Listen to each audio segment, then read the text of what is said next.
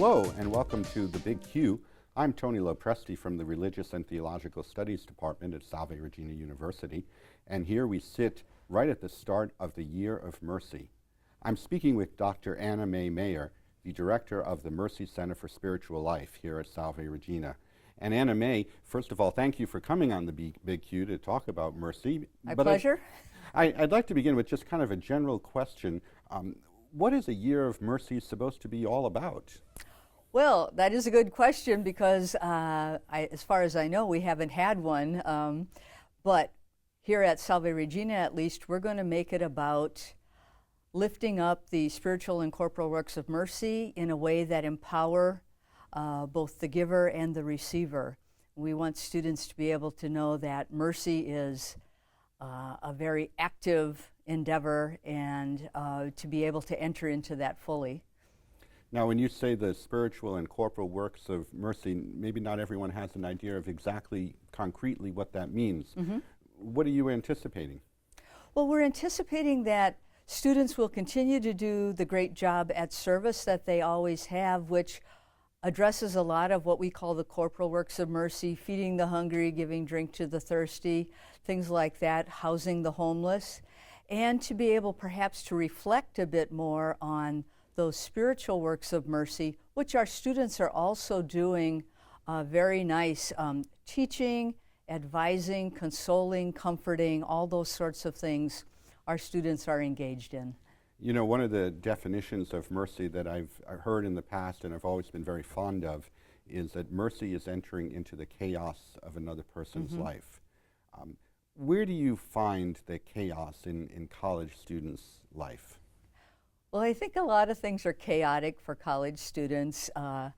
Their hectic schedules put a bit of chaos into their lives. I think sometimes family lives at home are a bit chaotic with things going on that are causing anxiety for students.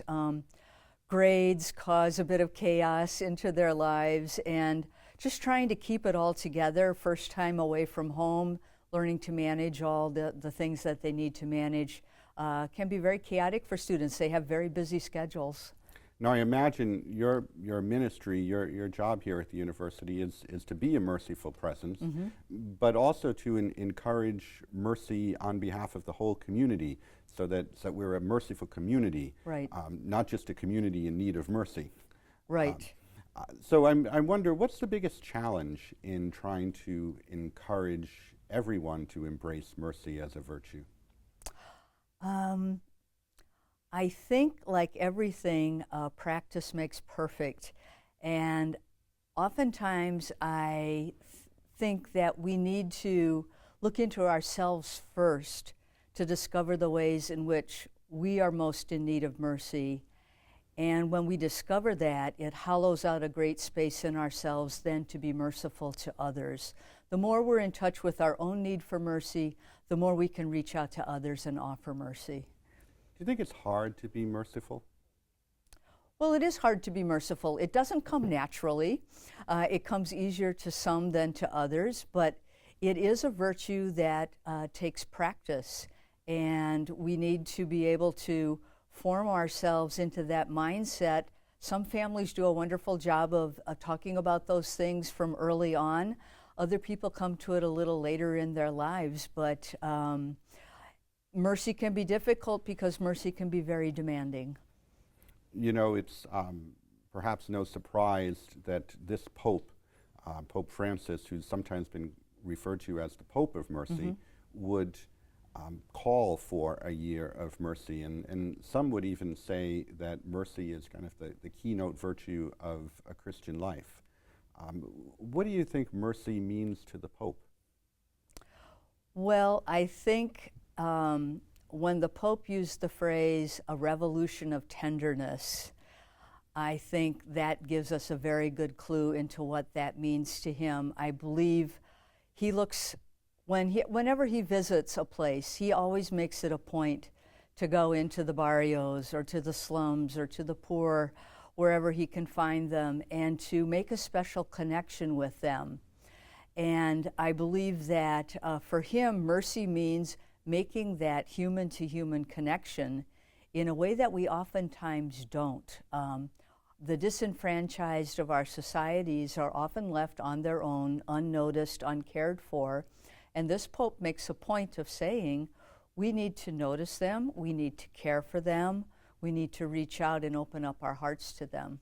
And I guess when you look at the things that are going on in the world today, and even the sort of rhetoric that permeates, you know, the political discourse and so forth, a revolution of tenderness is something we seem to be sorely in need of. Oh, absolutely. Some of the rhetoric we hear on the news, you know, from some of our political candidates is stunning in terms of how terrible it is. And it's stunning to me how many people have no objection to it, seemingly.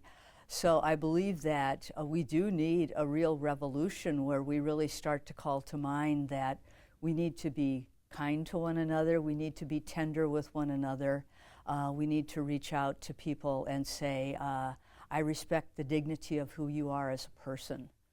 Well, I guess if we can make some progress like that over the next year here at Salve, we will have lived the year of mercy well. Well, I believe you're right, and I see a lot of that happening here. We're in a very privileged spot to be at Salve Regina with the kind of students that we have. I mean, they're very much in tune to that, and of course we have that famous line in our mission statement where that all students can recite by heart, you know, to create a world that's harmonious, just, and merciful. And I don't know if there's any other university that has that sort of tagline on its mission statement, but I think here at Salve Regina we're very lucky that it's there. We're very lucky that we have the heritage of the Mercy Sisters who have shared that ideal with us, that virtue with us. And very fortunate to have you as a kind of a leader in mercy at the university. Well, I hope that's true. I'm sure it is. Thank you very much, and thank you all for joining us for this episode of The Big Q. Remember, the good life is not so much about living large, it's about asking the big questions.